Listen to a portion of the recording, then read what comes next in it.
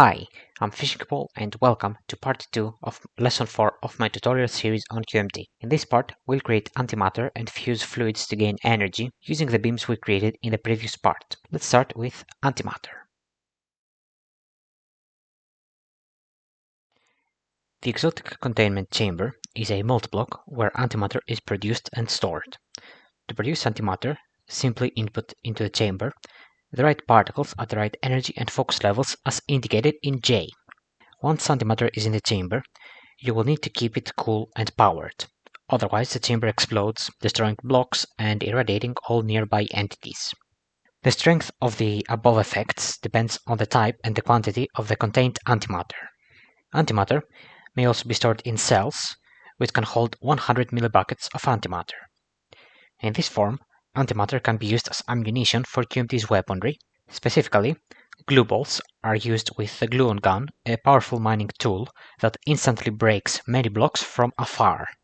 Positronium, muonium, and tauonium are used with the lepton cannon, which is a beam weapon that bypasses armor and blocks to damage and irradiate entities. Antihydrogen, antideuterium, antitritium, antihelium, and antihelium-3 are used with the antimatter launcher, which is a grenade launcher style weapon, which can launch antimatter straight into the world, creating explosions and strong gamma flashes. Cells may be emptied and refilled in exotic containments, and they can even be used in ion sources. The exotic containment is a cube, coming in 3 sizes: 7 cubed holding 8 buckets of antimatter, 9 cubed holding 216 buckets, and 11 cubed holding 1000 buckets. In this video, we'll make a 7 cubed containment. Start by making a hollow cube out of vacuum chamber casings.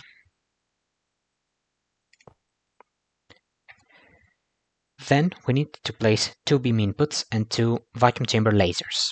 These go on the center of the north, east, south, and west faces. The beam inputs must be opposite each other, and the same goes for the lasers. In this example, we have north and south to place our inputs. As you can see, we have the beam outputs right there ready, which leaves, of course, east and west for the lasers. So let's place those.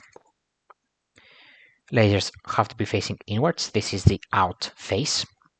And then we need to place the chamber coil blocks. We need to put a ring of coils on the inside of both the top and the bottom faces. And this ring will have a diameter equal to the chamber's size minus 4 and also a thickness of 1. So in our case, we need a 7 minus 4, 3x3 ring. Finally, we also need to place a controller, an energy port, and 2 coolant vents. Here you can see the ring. We've got the controller, an energy port, and 2 coolant vents. The chamber has now formed. I will need to give it power and coolant. And as you can see, we have antimatter. We have a cube of the antimatter fluid inside the chamber. And now we can move on to fusion.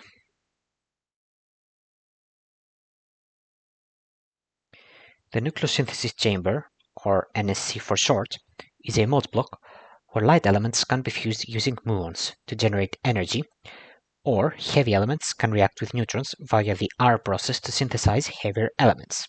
To design an NSC, you simply need to calculate the time a recipe takes, and then calculate the heat released per tick. Recipe time is pretty much the PU required divided by the input beam's PU per tick, whereas heat production is the recipe heat divided by the recipe time.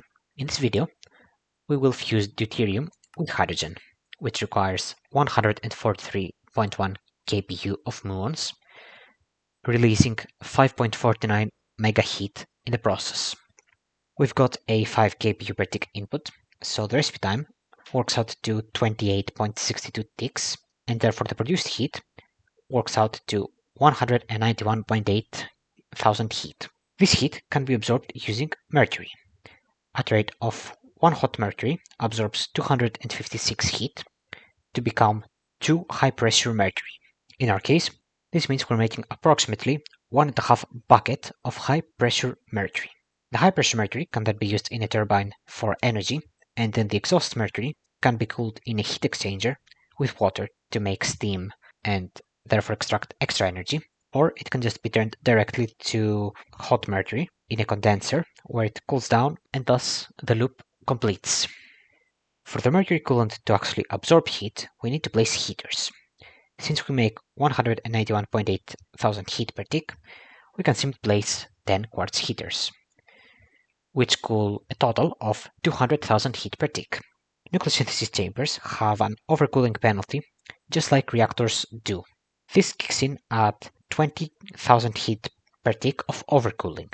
Finally, while the NSC has reactants inside, make sure to always keep coolant and power flowing, otherwise it will explode, spilling plasma everywhere. Now that we know how the NSC works, let's build it. The NSC has a fixed size of 11 blocks long, 7 blocks tall, and 5 blocks wide. So let's place the casing first. Here is the casing, and then we need to place the inputs and the outputs. Go to the 5x7 faces, and in the middle column, we first need to place at the top a fluid input here. Then we need to skip a block, place a second fluid input here, and then place an beam port down here. Then we need to go to the other end, and right where we've placed the fluid inputs, we must place fluid outputs. So let's place those. And then we need to place a beam. This beam starts from the beam input, goes up, hugs the wall, goes all the way across, and ends one block below the second fluid output. Then we must make the reaction chamber. Let's place 2 plasma nozzles. They are placed both at the ends of this beam line, so one will go here, facing inwards, and the other goes again facing inwards. And then we need to imagine a tunnel that connects these 2 nozzles. And then we need to place plasma glass blocks in a plus formation surrounding this very tunnel. Here it is. And now we can place heaters and other auxiliary blocks required for the multiblock to function. But before we do that, this top section here of plasma glass is currently floating inside the multiblock. The multiblock validation code does not like that, so we need a way to connect this top section here to the rest of the multiblock. Thankfully for us, the quartz heaters require 2 plasma glass, so we can simply place some quartz heaters back here and some over here, and they will connect to the rest of the multiblock. Finally, we will need to place a controller, an energy port, 2 coolant vents and 2 heater vents, and the multiblock should now form. And here it is. We also have the heaters in the spots where I said. And now I'm going to give it mercury, I'm going to give it liquid nitrogen to cool it down, and I'm also going to add the reactants, and then we'll see after the cut the multiblock in action. And here we've got the chamber working, 5 kPu per tick, 191.8 kiloheat per tick is being released, and as you can see there's the plasma flowing in the middle. Now of course I'm dumping the hot mercury that's being output, but I could also just build a turbine to actually use the coolant. And that's all I have to say about the NSC. So now let's go to the lesson recap. In this entire lesson, we covered the elite tier of multiblocks, made antimatter, and produced power via fusion for the first time. We also made our first very large setup of multiblocks.